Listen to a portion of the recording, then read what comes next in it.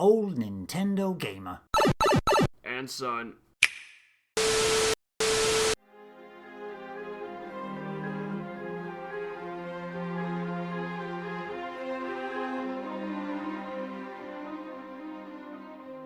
First impressions of the Nintendo Direct. After you watched it all through, how did you feel Nintendo performed in their first Direct, Greg, in about a year and a half? I think there's definitely a difference between how I think they performed and how I felt afterwards. Because, like, on reflection, I don't think it was a particularly impressive Direct. Yet I came away, like, relatively pleased in some ways. My enthusiasm has grown after when I'm watching. I'm thinking, oh, that's okay, and then I came out of the Direct thinking that wasn't a bad Direct. And looking back on all the titles that it's not a wonderful selection in total, but of all the titles that I would want to pick up, I'm pleasantly surprised at what they've done, and knowing that it's only for the first half of the year for the majority of it, and there's something else to look forward to after, maybe another Direct during E3 hopefully. I'm quite enthusiastic about this one, and we're going to start off with some Smash news. Pyra and Mithra have been added, and Rex is out of Xenoblade Chronicles 2. So these are the new DLC fighters for Super Smash Bros. Ultimate, of course. We haven't got which is a strange one. They didn't mention anything about a Sakurai Direct or anything. Maybe this week coming up now they'll say, hey, there's one coming in a few days, just to give us more details. He likes his 45-minute Directs, doesn't he? Talking about the inclusion of these characters, how they move, and to show their amiibo, hopefully, as well. Yeah, well, me and Nick actually watched this together online with sort of like the view to like doing a reactions type video thing. And we did record our reactions, but I'm not sure if that video will ever see the light of day because I haven't got around to editing it yet. It seems like we've missed the boat. But as the Xenoblade stuff was like playing out, we're sort of going like, is this Xenoblade 3 gonna be, or is it gonna be some like DLC? And then all of a sudden, just at that moment, of course it's Smash. This was before the reveal, but I was like, of course this is going to be a Smash trailer. So inevitably it was, and yes, again, it's characters that it's not going to get me to like purchase the the DLC pack or the amiibo. Fighters Pass or the amiibo. I cottoned on pretty quick as soon as Rex was going, oh, where's Pyra? Pyra's had a Smash invite. Yeah. It kind of made sense. But yeah, that initial kind of view of Xenoblade Chronicles 2 was like, they're going to get DLC for Xenoblade Chronicles 2 again? But yes, all made sense a minute later. Then a game I know you're not enthusiastic about, but I wouldn't mind playing one with my son, and it seems that only there's going to be me, my son, and Dazzy from the Discord server there will be playing it together. Fall Guys Ultimate Knockout, up to 60 players jumping and running and shoving their way to victory. Coming this summer. Not for you, this one. It'll be interesting to see how much it costs, because like I got it free with like a PlayStation Plus subscription.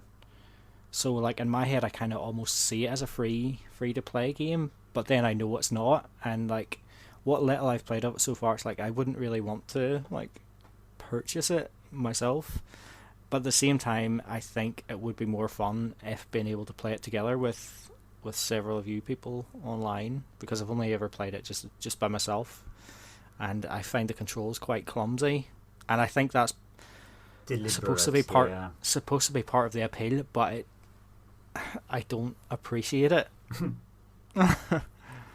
So I might try again, because I'm not sure like how much they've maybe like updated or anything since I would have last played it. So I will probably try it again someday just to see what it's like, but it's not a game I'm enthusiastic about. Yeah, I believe they've hit Season 3 at the moment, or at least working through Season 3, so there's bound to be some changes. I shouldn't imagine the character movement has changed in any significant way. I am quite excited for that, and like you say, though, it's a worry about the price. I can't remember how much they were asking for it on Steam, but was it in the region of £15 or something like that? I'm pretty sure on the PlayStation Store it was $15.99. So it's obviously going to come out at a very similar price to that on the Switch. If it hit a tenner, it'd be like a day one purchase for me. If it's anything in that kind of 20 region, they can wait. And another big concern of mine as well, throughout the Direct and throughout all the information that Nintendo gave after, there's no mention of cross-platform play. If this is only on Nintendo Switch, it could struggle. Mm-hmm. Yeah, it's entirely dependent on on the amount of people playing, because there's like 30 people at a time or something. Is that 60? 60. Yeah. That could be tricky. Yeah. Like certainly after the initial like wave like passes, because like I remember when it first came out, like everybody was sort of seemed to be talking about Fall Guys, and like while Fortnite still has people like talking about it and playing it, I don't feel like Fall Guys has had that sort of staying power. Among Us came in and stole the thunder, didn't it? Yeah, I didn't steal any thunder from me, but yeah. Did this game steal the thunder? Outer Wilds, another one that took me by surprise. I didn't know anything about this. I've heard a lot of people say positive things about this game in the past. It's been running on PC and all that. The Outer Wilds is going to hit the Switch in summer, no specific date. But it's one of these things, a bit like Majora's Mask, where you go through the solar system and then you've got a certain amount of time to explore and find out why the sun is exploding and destroying the entire solar system. And then you can rewind the time and you remember certain things, and certain things you collect, you keep to push you forward in doing it once again in this ever-changing solar system. So there's this time loop system going on, and I've heard a lot of positive things about it. Is it something that would interest you? Well, the time loop thing in Majora's Mask is probably one of the things that made me not like Majora's Mask as much as Ocarina of Time, and I didn't actually know anything about Outer Wilds. I've heard of the name, and like as I watched it during the Direct, I didn't see anything that was like appealing to me personally. So I was actually almost surprised to see, like, to sort of hear how good of a reputation the game had, because I didn't really see it from the trailer. But I suppose it's one of them things you have to play, but it's one of those things I can't see myself playing. So put me in a spaceship and I'm there. So that's another one on my checklist, which is the right price. That's another day one purchase for me. And yet another one which I thought, whoa, this looks nice. And I know a couple of the boys who like the kind of narrative story driven mystery thrillers, and a few boys are positive about this as well until they saw the price of it. It is the Famicom Detective Club. Now, these were two titles which appeared on the original Famicom in Japan as text-heavy based adventures, and they've been completely reworked for the Switch. The first one is The Missing Heir. The second one is Famicom Detective, or the Girl Who Stands Behind. They're both coming as a double pack on the eShop in Europe. In America, they sold separately. But we have to pay about £50 for both of them, I believe it is. It might be in that kind of region, £45. You can pre-order them now. They're arriving on May the 14th.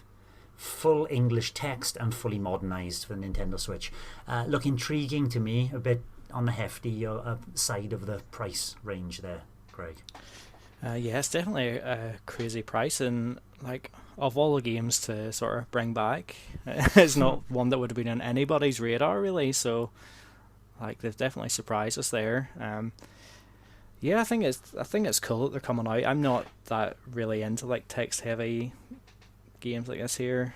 For the people that want it, it's a pretty cool selection of games there, and I don't know, maybe when it's lower in price, if it ever does get lower in price, it might be something I would check out.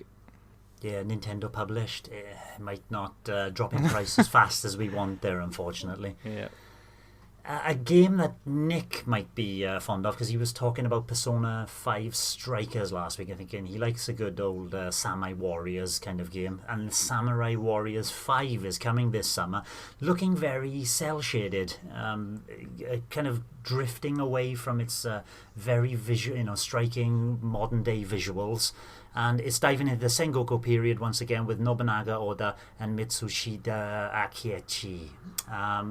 Just like a normal Samurai Warriors game, 1 versus 1,000. Nothing there for me, I'm afraid. No, I've actually never played any of the Warriors games. But I suppose like Bayonetta, for example, like one of the reasons I sort of like got bored of that was just because of the repetitive like fight and just constantly like again and again button mashing. And I know like Bayonetta has a sort of depth to it if you go looking for it. I didn't really go hunting for that depth. It was just pretty much button mashing. So like Samurai Warriors just sounds like it would bore me to tears. It is. It does. It doesn't seem as if there is much depth to it, but taking some of the stuff away from Hyrule Warriors, there must be some depth in there. But I don't think I got the patience to learn it myself. So that one I'm steering clear of. I'm also steering clear of this one, Legend of Mana, on June the 24th, which is Square Enix beloved JRPG with fully remastered HD graphics and looked quite nice actually as a remastered version, Greg. I looked alright. I think there's a wee bit of disparity between the sprites, I think, and the backgrounds. It just didn't quite gel in some way. But I don't really think we need to talk about this any further because I don't really have any much else to say. And I've never played a Legend of Mana game in the past either. So Monster Hunter Rise then popped up, and there's nothing basically to say about that except, yeah, it was right, that Rampage mode is basically turning into a tower defense kind of thing where you pay for defense gun turrets by the sounds of it, and between utilizing those gun turrets to hit a bunch of monsters coming into your village and stop them from destroying it, you can then jump out and attack as well with the help of other villagers who you've probably buffed up in some way. Interesting side mode which will add something to the game anyway. It looks quite nice as well. Oh, good. Yeah, it is a good looking game. So moving on to something we're both excited for, and this is the highlight for me. It's Mario Golf Super Rush. What a terrible name. What was wrong with Eagles? I was looking for birdies. Well, we went through the whole thing before. Birdies, eagles, Mario Golf holes, Mario Golf clubs. Super Rush they've gone for, because one of the giveaway modes that they showed on this Nintendo Direct was the Speed Rush mode, where that Super Rush title comes from. You can now run around the course using power-ups to speed your way to the ball you've hit, to hit it again and get number one, get your ball down the hole as fast as you can. It's coming out on June the 25th, which I don't know where everybody got this from, but has it been rumoured, Mario Golf? It's like we've all surmised it's got to be coming. Yep. Yeah. Yep. So like, I don't think any of us could have like expected it as such, but we all thought it would come. Yeah. And the fact that it's coming out this summer is just like, it doesn't feel like a surprise, even though in a way it probably should be. But yeah, the Super Rush mode looks like a fun diversion. It's not really like probably what I've normally play golf for, because you kind of like when you're wanting to play golf, it's maybe the more laid back approach you're looking for. But yeah, it could be a fun mode to play online. And I thought it looked pretty okay as well. Like the visual style seems a wee bit different from what we're maybe accustomed to. And I think part of that might be because of like the Super Rush mode, because you're going to be running around these courses. It'll be probably slightly more taxing on the system. So maybe the visuals have been pared down a wee bit in some ways. Even though the narrator did say that they were more realistic styled courses. Yeah, like I've already pre-ordered the game. Like I think it's going to be good regardless. And the RPG mode that's in it, I suspect it'll probably be something similar to what it was like in World Tour on the 3DS, which for me was plenty. And even if it's like that, or like the story mode in Mario Tennis Aces, which again I found perfect. Like people are wanting more in-depth RPGs with different scenarios and stuff. I'm actually not really bothered about that there. The story mode in Aces was actually perfect for me. It did what I wanted it to. It was a nice wee diversion. So something similar in this here would be great. But yeah, looking forward to it. Yeah, because once the RPG bit is done, you can take me into the online kind of stuff anyway, and it's that where you're going to get your money's worth, isn't it? Just having around 18 holes with your friends. Yeah.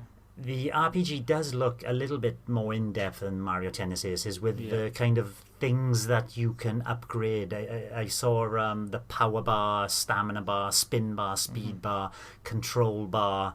All of those are fully, upgradable by doing certain objectives in the story mode. So yeah, I'm really looking forward to this. I would have pre-ordered. This is a title I think I'm going to have digitally. So I haven't pre-ordered it off the digital eShop until, like a week before, when I know my money's going to be taken immediately. But this is definitely a definite purchase for me. Are you going to be using motion or button presses? I'm actually really happy to see motion control in as well. I'm wondering if it's going to be like Mario Tennis Aces, where like the motion control is limited to those online events or local play, because you couldn't play someone online normally with the motion controls, which I find odd. So I wonder if they will limit this in the same way. I kind of hope not. But either way, like I'm glad that the motion controls are there, because while I would have liked like a port of Wii Sports or something on the Switch at some point, like this will do the job. This would be great for your boys as well, wouldn't it? Yeah. Instead of pressing a button, they can just swing away. And I hope these are all hopes, and I don't really care if Nintendo come through on this, but if you could set up like an online mode, there's 4 of us, because it's up to 4 players online. So there's 4 of us, and then the host can say, right, everybody has to play with motion. Everybody has to do this and that, and then you can force the kind of modes that are selectable instead of having one on buttons, one on motion. That'd be fun. Some girl in there. Yeah. So we'll move on from some golf that we're all looking forward to Tales from the Borderland, and this is Borderlands rather. 24th of March, choice-driven narrative adventure, as in all the kind of Telltale games. This I'm interested in because I'm just about to wrap up Borderlands 2 with my son, and this continues the story after Borderlands 2 before Borderlands 3. So once we finish Borderlands 2, but as with all Telltale games, give it a year and a half, 2 years, it'll be down to like £4 in a sale. So I'll wait until then. Not interested in that one, Greg. Not for me. As soon as I saw it, I thought, oh, this is Lee's jam. Yeah, it looks like the holographic image of, I could call him Uncle Jack then. He's not Uncle Jack, he's Handsome Jack is back. Jack is back. So we'll see what he has to say for himself. Moving on to Capcom Arcade Stadium, which I did put a little bit of time into. It's got 32 games. One of them is free, so that's 1943, The Battle for Midway. Then you can purchase 3 packs as a 3-pack bundle for about $29.99, or individually as $11.99 per pack, which gives you 10 games in each pack. And then there's basically up to 25th of February, Ghosts and Goblins will be free to download. So if you're interested in just getting the old school arcade Ghosts and Goblins, get it soon, because it's not going to be free after Ghosts and Goblins Resurrection releases on the Nintendo Switch eShop. So I got both of those free. I haven't tried Ghosts and Goblins out yet, but 1943 runs so smoothly, and the way that you can select your games by, it's like you're walking through an arcade, and you're moving between cabinets. They've got a lot of things going on in the background, which I wish that Nintendo would have done with their Nintendo Switch online apps for NES and SNES. They got all achievements and stuff, leaderboards. They've got weekly achievements as well. So he goes like, oh, you got to play this game this week, and you got to achieve this, and you get something. I forgot what the Caspo, Capcom something, blah, blah, blah, points. And you can accumulate these points and unlock things as well. So the whole kind of hub that they use as an arcade is very, very fancy, very, very smooth. Unfortunately, mine only has 2 arcade cabinets, and everything else is kind of shaded out in grey because I haven't paid any money for additional cabinets yet. But maybe in the future for that. Did you try this out, or are you excited as I am? No, I wasn't really aware of all that extra stuff in it. I feel like I should download it because obviously you're getting the one game free with it, and then Ghosts and Goblins for free as well, even though I don't really have that much interest in playing either of them. And again, no real interest in purchasing any of the other packs either. But I almost feel like I should get it because those two games are free. So yeah, I might download it later before the time runs out on that free Ghosts and Goblins. Yeah. Well, it's free. Come on, you give it a try anyway. I don't know what its price is going to be later, but even if it's just £1 later, it might still be worth it. But free, you can't argue with. And moving on to they had a bit of a faster show reel then. Stubbs the Zombie in Rebel Without a Pulse, 16th of March. No from me. That's an Xbox 360 remake. It looked awful. Yeah. It looked like an Xbox 360 game as well. Not much of a remaster in there. Moving on to No More Heroes 3, which you should be a lot more excited for, Greg. I'm on the fence because I haven't seen... They went new and improved Death Glove, and you can upgrade your abilities before you go into a battle. They only showed battles. They didn't show any of the open world, which kind of makes me think, is there an open world? Is there these build-ups to the battle that the first two games had? What's your take on that trailer, Greg? Well, I only watched the trailer once during the presentation. I haven't been back to watch it again. Obviously, the open world was taken away from the second No More Heroes. And in some ways, it was maybe the right decision because the open world in the first game actually wasn't that interesting. Like, it was just going from one place to the other, really. But yeah, like the games that they showed for like getting money to go into the battles look pretty similar to the first game. Yeah. Mowing grass. Yeah, because obviously, like in Desperate Struggle, they went with like 8-bit style games for doing that. So yeah, for me, it just looked like no more heroes, which is pretty much what all I really wanted it to be. So I'm happy enough with that. Like, and the fact that it now has a release date, it's like it feels more real now. So like it's something I can now look forward to. I suppose it's kind of the same as with like Metroid or the like Breath of the Wild 2. It's like I can't find myself being excited about them yet because dear knows when they will eventually drop. But now we have a concrete date for No More Heroes 3. Like it's on my radar, and it's again another game to look forward to.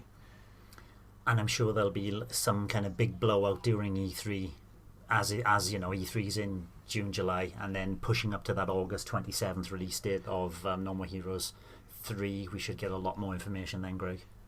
Yeah, to be fair, I don't think I really need to see any more of it. Like I'll probably just get it and let myself be surprised about how good or bad it is. Unfortunately, I do need to see more, so we'll see that in the future. And then there was another kind of fast-paced bits and pieces. Neon White, Cards, Heaven, Demons. It seems like a first-person shooter, but you use cards to add elements of your attacks or jumps and everything in there. Looked very strange looking game. Like it's not something I'd be interested in playing, but it's definitely different. Yeah. We move on to DC Superhero Girls on Teen Power on June the 4th, which is surprisingly a Nintendo published title. One for if you ever had a daughter, Greg. I wouldn't even subject her to it. She can have Batgirl, Supergirl, Wonder Woman as teenagers, overcome high school problems and save the city. Very Americanized, wasn't it? Moving on to Plants vs. Zombies Battle for Neighborville Complete Edition, 19th of March, 8 vs. 8 multiplayer. You can pre-order it now, and I couldn't care less, to be honest, after seeing I was like, first when it was rumoured and leaked, I thought, oh, that's an interesting title. Looked on the eShop, $34.99. This is just not going to get the user base to warrant purchasing it, even if I was interested. Yeah, so it's a no from me as well. Yeah, sorry, Plants vs Zombies. It just looks so generic as well, you know. Anyways, not interesting. Is this game interesting, and was it interesting on the 3DS? We need Nick here because he reviewed it for N Europe back many years ago for the 3DS. Metopia, Greg. And he enjoyed it from what Yeah. I recall. Yeah. It's not a game I've played, and it looks absolutely atrocious on the Switch, I think. Like, the backgrounds and stuff just look so bad. This definitely isn't for me at all. It certainly is a 3DS game. Grezzo, apparently, who did the majority of the work on Link's Awakening for the Switch, are porting this across, which they've been listed, at least on the official UK website there. So come on, Grezzo, a little bit of remastering in the backgrounds there. May 21st this will, and it's available to pre-order now. It seems such a strange one. Where with a 3DS you could basically send people your Mii and all that as well, couldn't you? And if you appeared in any game, I could then take your Mii and plop you into this game. It's because the Switch is missing all that. It's missing this big component of online play and passing your Mii's around. Maybe the game will implement it in some way rather than on a system level. Yeah, it seems really strange, like a game so focused on Mii's, when like I feel like with the Switch, Nintendo have been almost distancing themselves from the Mii characters. But I bet there's a lot of people who don't even know where to make a Mii in the menus, because it's so well hidden. Yeah, I mean, I miss the guys, like they're I loved them back on the Wii, obviously. But yeah, like we sort of like laughed and joked a wee bit about like now that the Wii U well is running a wee bit dry with Opportunity reports that they'll be heading to the 3DS, but this was not the game that I would have expected them to go with. Like, if anything, I think they could easily maybe have ported Mario Golf World Tour instead of creating a new Mario Golf game, because like it was really good as it was. And obviously they could have included all like the DLC courses and stuff and made just a package around that. Deluxe. But yeah, there's plenty of stuff in the 3DS that I think they will eventually get to, but I definitely did not expect them to start with this. I can remember it sold quite well on the 3DS as well. But yeah, it is a strange choice from Nintendo there. Maybe it's a quick and easy one that they can push out very fast, but even then surely there are other games they could have done quick and easy as well. Then it was an Animal Crossing Mario mashup, which we all knew was coming from the previous video. They finalized it February 24th that the update will drop, but the Mario items won't arrive until March the 1st. And the one, I think, big takeaway, yes, you can dress yourself up as Mario and put Mario wallpaper, is the warp pipes. You can have you can have 2 warp pipes, jump in one and you come out the other one. But you can have more than 2 warp pipes. Then if you jump in one, you randomly come out of another one. But you can also put them one in your house and one outside and warp between the inside and outside fluidly, which is quite a nice inclusion. I don't like the idea of like going in one pipe and then randomly coming out another. Surely it would have been better to like put warp pipes for your desired destination on a few places around the map. Like different colour ones, an orange one links to an orange one, a green one links to another green one. Yeah, like they do in Paper Mario, for example. Yeah.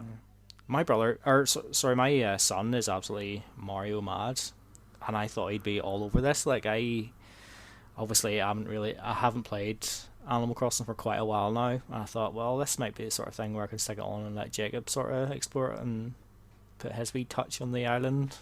And I showed him the trailer of this, and he's like, I don't want to play that. I was like, right, fair enough. The last chance Animal Crossing really had to make an impact, and it's not happening. Like father, like son. Poor guy. There's a demo for this next game, and I haven't tried it, unfortunately. It is something which looks in my wheelhouse, especially as I'm an Advance Wars lover, and Moregroove did wonders for me. It is a tactical strategy game called Project. It's got the worst name ever, again. Well, thank you, Square Enix. Project Triangle Strategy. Coming in 2022, the demo is there, so they can get some feedback, as Square Enix like to do, and then implement that feedback into the game. And as tactical RPGs go, there's a lot of elevation in this kind of game. And they also said, additionally, the decisions that you make will affect the story and how it unfolds and which characters will join your cause. So it looks like there's a lot of replayability as well in that title, Greg. Yeah, I would say so. Like, it's not a genre that's really for me. And as Nick and I were watching the video for it, we were kind of just speculating what the final name would be. Anything exciting pop up? Oh, I can't remember. There was like a whatever type. There was a name of a war in it. Something war. I think it started with an S. The Salt Iron War. Yeah, Salt Iron. I imagine it might just end up being called like Salt Iron War or like Triangle Strategy, Salt Iron War. There's a good chance that Salt Iron will appear in the final title. Yeah. Then it went flying through a few other ones. Well, at least the next one was really short. Showed absolutely no gameplay whatsoever. This is going to be a free-to-play third-person shooter arriving in 2021. No gameplay. Star Wars Hunters. It's arriving as a console exclusive on Switch and on mobile, which is quite a scary prospect there, Greg. As if it wasn't scary enough already. That's not for me. It's an online multiplayer one as well, in the squad-based shooting. Knockout City was next. A dodgeball. This is their spiel. Epic dodgeball battles settle the score in team-based multiplayer matches. May 21st. Fortnite with dodgeballs. I will be dodging that balls. Good. World's End Club, rather. I can't get that out. May 28th. Danganronpa and Zero Escape. So there's a lot of fans in our forums here for Zero Escape series. They're going to blend side-scrolling action with a suspenseful narrative. Didn't capture me, this one, at all. No, likewise. Good. We'll move on to Hades Physical. Don't care. If I wanted Hades, I'll wait for a sale on the eShop. How about you? I don't even think I want Hades either way. Good. Moving on to Ninja Gaiden. I'm sure you picked up Ninja Gaiden for the Wii U, the third one, which is called subtitled Razor's Edge. How did you find that? Well, I actually only got it last year. I played through the first 2 chapters, maybe 3. It's just okay. It's not great. It hasn't enticed me to like carry on. I probably will go back and try and finish it at some point, but it's just one of them things. It's sort of like the onslaught of enemies, really, and hack trying and to slash. survive. It's, I don't know. Like a collection of all 3 of the games might be okay. Like, because from what I recall, like when the first Ninja Gaiden came out, it must have been an original Xbox title. I felt like it had a pretty good reputation. It was one of those games that I would probably quite have liked to have played back at the time, because obviously it wasn't available on the GameCube or anything. But I kind of think that ship has probably sailed. Yeah, I have no interest.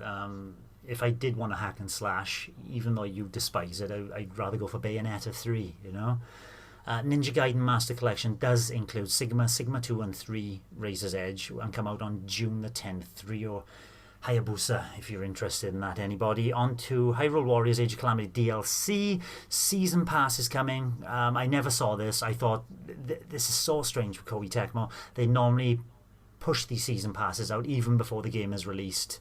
This has come late for them.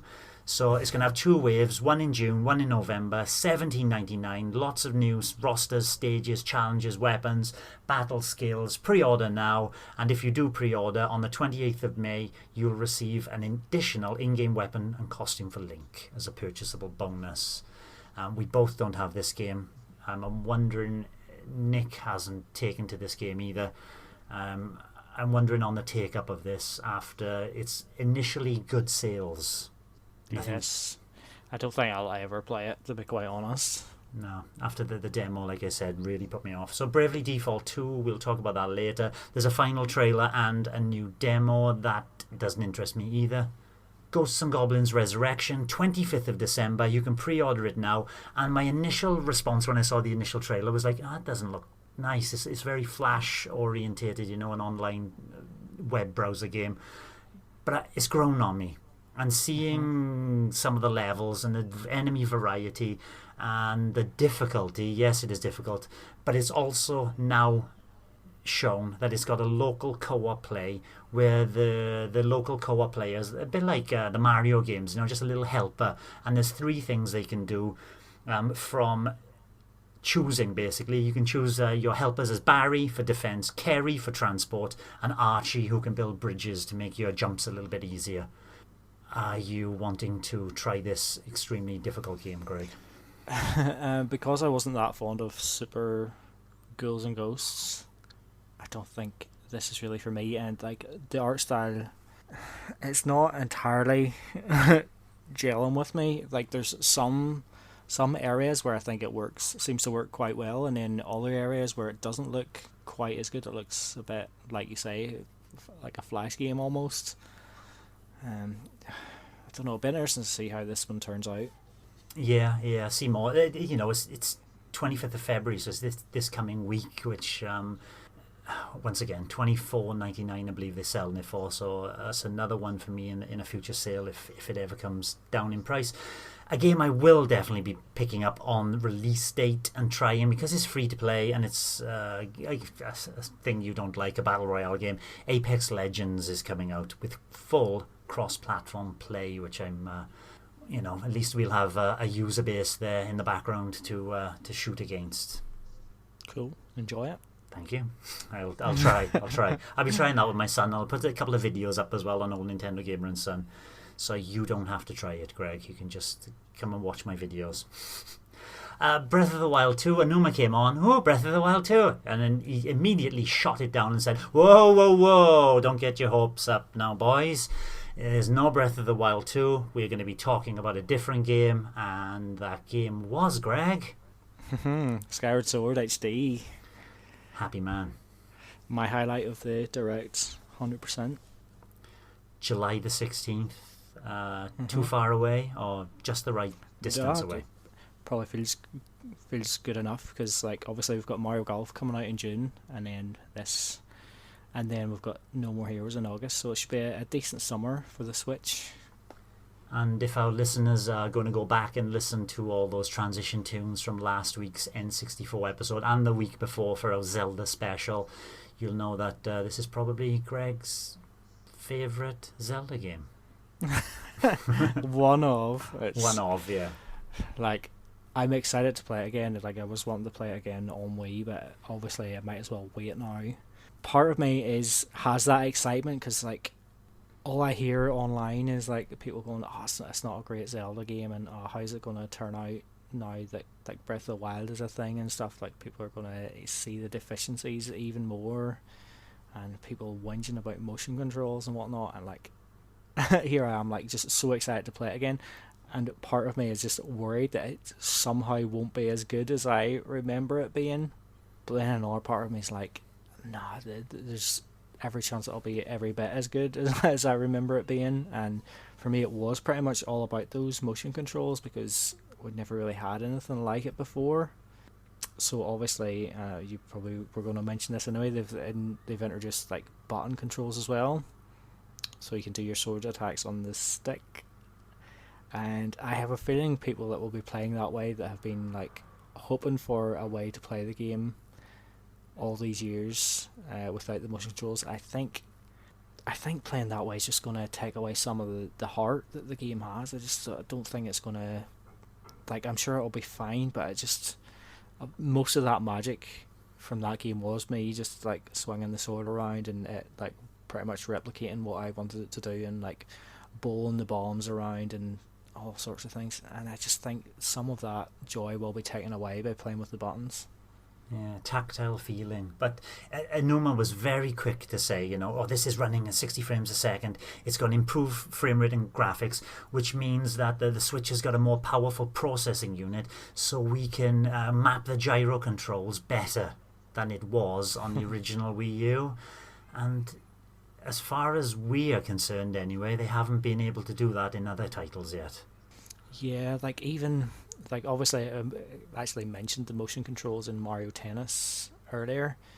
They never felt quite as precise as, like, for example, Wii Sports Club on the Wii U. So I'm not sure what it is about the Joy-Con, but it never feels as reliable, and that is one of my reservations about playing this game again on the Switch, because I'm scared that it won't be as reliable. I absolutely hope he's right, that it is better. But I kind of also hope they haven't like tweaked the controls in some way to just so that it makes it work with the stick controls. Like I hope they haven't like limited it in some sort of way. And we haven't got that long to find out anyway. And if your Joy-Con are drifting, there are, congratulations, a Skyward Sword Joy-Con pair with the right Joy-Con themed after the Master Sword and the left featuring the Hylian shield. Now in the predictions thread we did, I did say that they're going to have some updated Joy-Cons, and they let me down. They just had the regular Joy-Cons with a blue colour design on there, Greg. And they're absolutely vile looking. It's not the Master Sword. The Master Sword doesn't have some of those details on it, and it's not blue. Anyway, yeah, it's just a Zelda thing. It's the Hylian shield I can understand, but you could have made a grey metallic sheen to it if you wanted a proper Master Sword. I'm not a fan of those either. And strangely enough, because you can pre-order the game now, in the eShop description, this game supports Amiibo. We don't know what the Amiibo do yet. Might not be stuff like giving you extra, like refilling your health or something, or sticking Wolf Link in there, or if you need some of that extra advice from Fi. Maybe you should just shut up until you use an Amiibo. Yeah, that's the way to sell it. And one thing I actually want to say, like visually, I was kind of disappointed in seeing it because like it looks as I remember it on Wii, and like since then I've seen like side by side comparisons and stuff, and obviously you can sort of see like how blurry and stuff the original version was now, but I thought they would have went a wee bit further maybe in enhancing the visuals a bit. But like it's not a big deal. Like it'll be nice to go through sort of the same sort of experience, but like when you see the sort of like the jump from Wind Waker to Wind Waker HD, I do think that I was expecting them to go a wee bit further with it. I wonder if they had trouble because of the kind of graphical style. It's got that watercolour, hasn't it? Maybe it didn't mesh well with really pumping out the HD graphics. But you're right, there's still that muddy fogginess to it, isn't there? That's all good. I'm fine with it. So not to bring it down, but I don't think this is a title for me. I've played through it already. It should be a title for me to pick up because I've played it in Japanese, and I would be interested to play it in English and pick up the bits that I didn't, bits and pieces I missed. But still, I don't know if I can play through it again a second time. On positive news, the other titles that we were expecting, this Triforce of HD remakes hitting the Switch, so 2 of them were missing, of course. The Wind Waker HD and Twilight Princess HD apparently are still coming in 2021. We'll hear details later. VGC's Andy Robinson and Eurogamer's Tom Phillips are both flat out said that they will come. Is that good news? A Wii U port is hardly a surprise these days. Yeah. I think it's inevitable. ports. Yeah, like you'll be paying £50 again for each of them. Yeah, 100%. I wouldn't be that excited to pick them up again just to have them on Switch. Like I probably will eventually.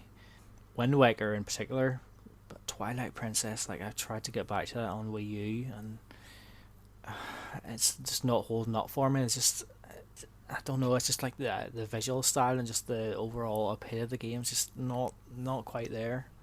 And I did play through Wii U the Wind Waker again, and I don't think I'd do it a third time. That's me done as well. So both of those titles would, even if they did come to Switch, they wouldn't be enough to. I'm waiting for Breath of the Wild 2. I want something new, and something new did come right at the end. This is our last thing he said. Splatoon 3, and didn't know it was Splatoon until she took that face mask off.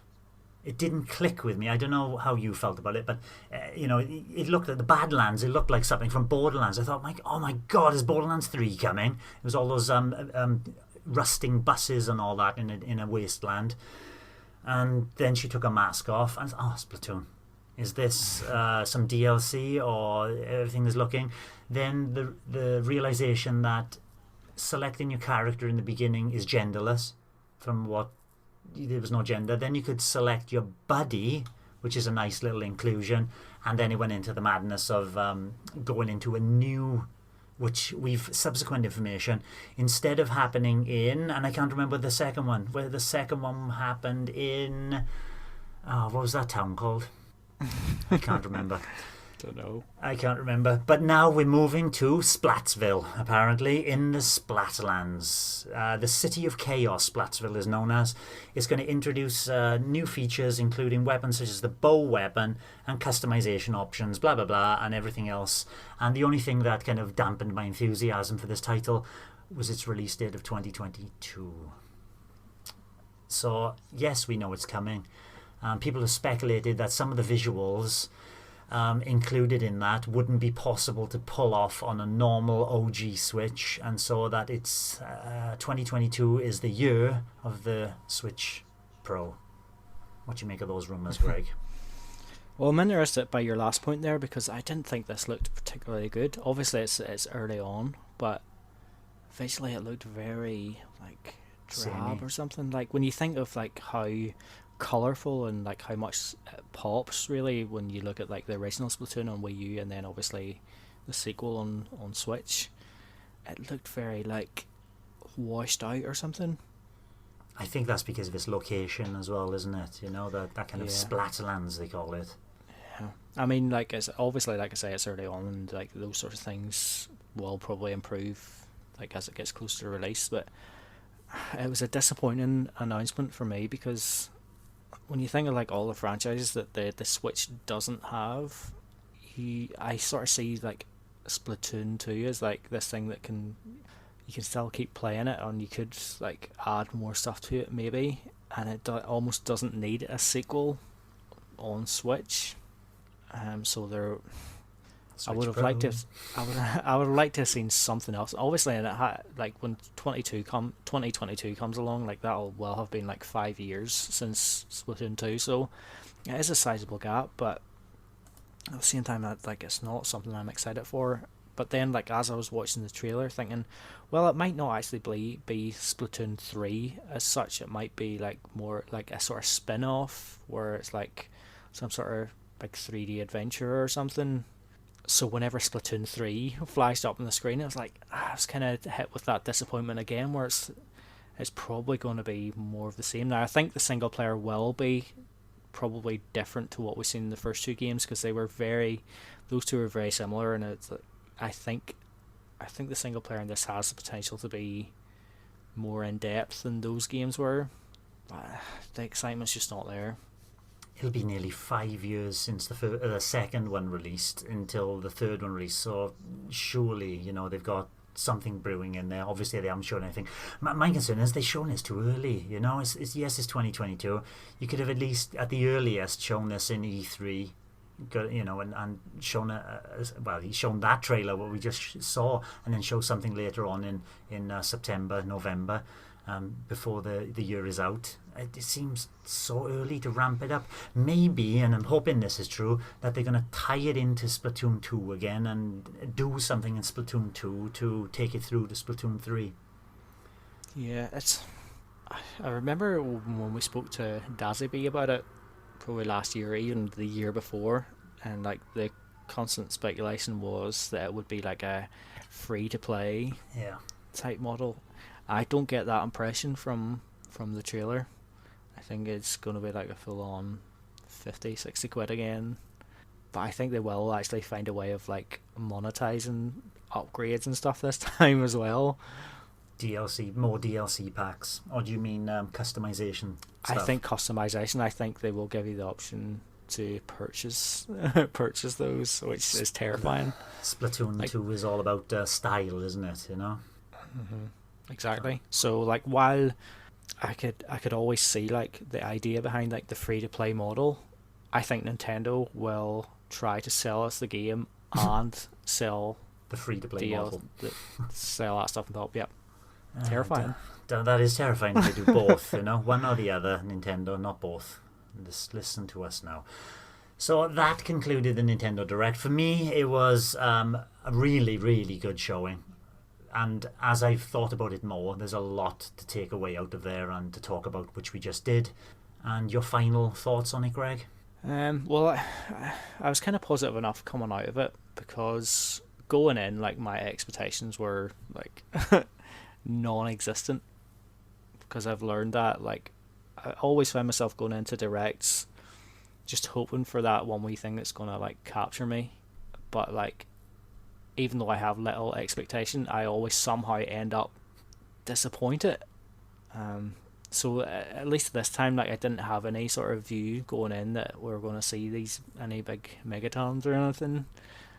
But like, before the Direct, I had 0 games that I was actively looking forward to on the Switch.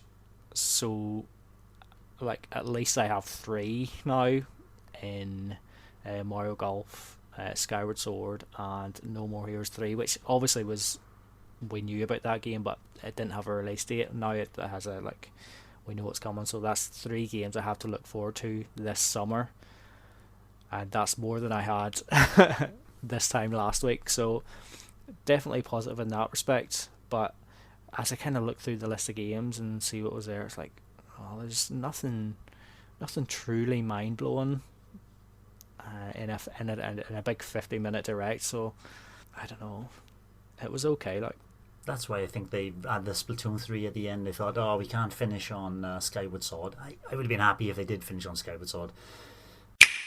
Thanks for watching, and don't forget to hit the subscribe button and give us a like if you've enjoyed our content. You can also check out our other great content on Twitter, Facebook, Instagram, and the N-E Café podcast from all good podcast providers. Just follow the links in the description below.